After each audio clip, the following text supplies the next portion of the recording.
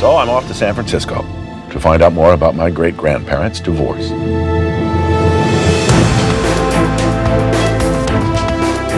I'm heading to the San Francisco Public Library to meet with social historian Donna Sheeling. I'm curious to know why my great-grandmother waited 8 years before divorcing her husband, who abandoned her while she was pregnant with her first child. We were actually able to find the document that's the final decree of divorce. Wow, isn't that something?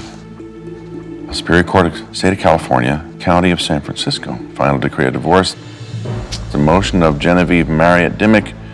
The plaintiff came on this 20th day of November, 1914. Ellis L. Dimmick, defendant. That defendant has not moved to vacate and set aside said default, that he has not made a motion for a new trial, that he has not taken an appeal from said interlocutory decree. So he did not participate in this proceeding, basically. No. So it seems like he left right away and just, I don't think they saw him again. So she divorced him about 8 years later. Why would she have considered waiting quite so long, except that maybe there was pressure in the household to not be a divorced woman? What was it like being divorced then?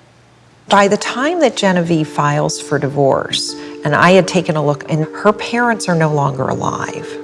Okay. Yeah, that might have mattered, that maybe while her parents were alive, she didn't want to file, or maybe they didn't want her to file for divorce. Yeah. Also, it may be that she doesn't want the stigma of being divorced. Right. I think that that is a good possibility in this as well. Mm-hmm. But it was especially not easy to be a single mother in Right. this time period. There was no daycare really the way that we have it today. Well, I think that's why she was with her aunts. Maybe they wanted to give her a more stable sense of, belonging in a family, while the sisters were living next door. Fascinating. Yeah, so I'm just, what else can you tell me? I mean, I'd like to know more about this fella, Ellis. I'd like to know if Genevieve ever remarried. Well, we were able to find more information on Genevieve. Wow.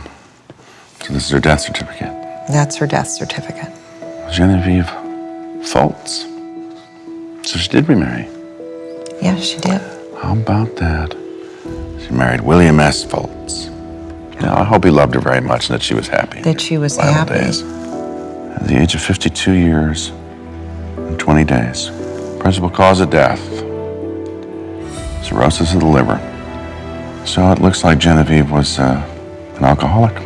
Oh, wow. Kelsey Grammer is in San Francisco, where he's just learned that his great-grandmother died of cirrhosis of the liver. So it looks like Genevieve was an alcoholic. Well, that would be the most common cause of cirrhosis of the liver. Certainly. And it would be drinking over a fairly long, period of time. A lot. Yeah. To die at 52, cirrhosis of the liver. Yeah. She clearly had, a real serious problem. That explains a lot of why my grandmother talked about how her mother wasn't really in her life. Yeah. Well, that's maybe why she ran away so much. She be. just wanted mom to Could pay be. attention once in a while. Yeah. And the timing on this is interesting too, because she dies in 1934, but we have just come out of Prohibition. So she was drinking all through Prohibition. San Francisco, it was very easy to get alcohol during Prohibition. In some senses, Genevieve is, I don't know if you'd call it a victim of her time, but certainly of the circumstances. Because at the point that she's young and probably dating, and then meets her husband, this is a time period where women are starting to enjoy sort of these public amusements, they would call them, right? And so women were starting to be able to go out. And so the temptations are there, and certainly this happens in urban areas. She was a party girl. So she may have been, she may have been a very early party girl here. Or maybe she and Ellis just hooked up on a drunk one night and very well could be. Getting married. Maybe he thought it was the right thing to do. I don't know. But then he just split. I mean, he left before the baby was born. He's the mystery in this. I don't know who he is. Yeah. So you saw from the newspaper article that they had gotten married in Oakland. Okay. And I could put you in touch with a historian over in Oakland that can help you track down and see if Ellis has a presence over there. I'll do it. Thank you. Thank you. Thank you very much. You're welcome. Learning that Genevieve was probably a heavy drinker gave me some insight into what her home must have been like for Evangeline, for my grandmother. She was a little girl, and her Mom was not available. It's a shame. To find out that Genevieve had died basically of alcoholism is a thing that resonates with me, and I've certainly had my own experiences with that issue. It's a sad end. Somebody a lot smarter than I am once said that alcoholism is the result of a broken heart and unresolved grief. And if that's the case, well, then I can certainly understand how that might have happened. So the mission basically is to find out more about Ellis Dimmick.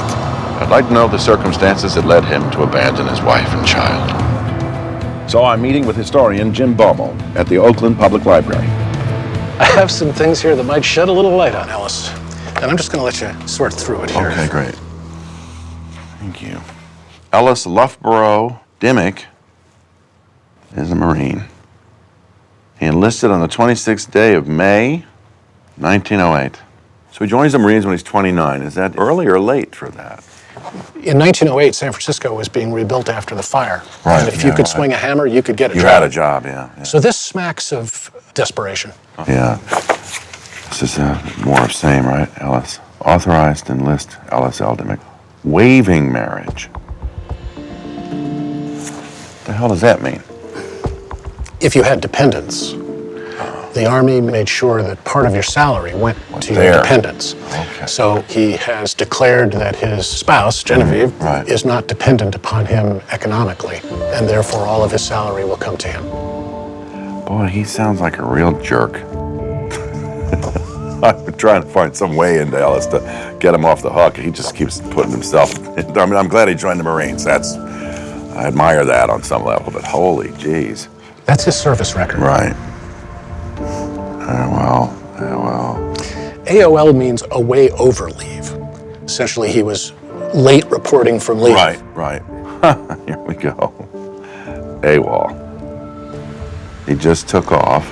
Well, I guess that pretty much sums it up about Ellis, doesn't it? Failing to return from duty on pier number 3. Oh yeah, I just was at the pier and decided to go get a drink. On the back here, if you'll see the last comment that they make about him. Good Lord.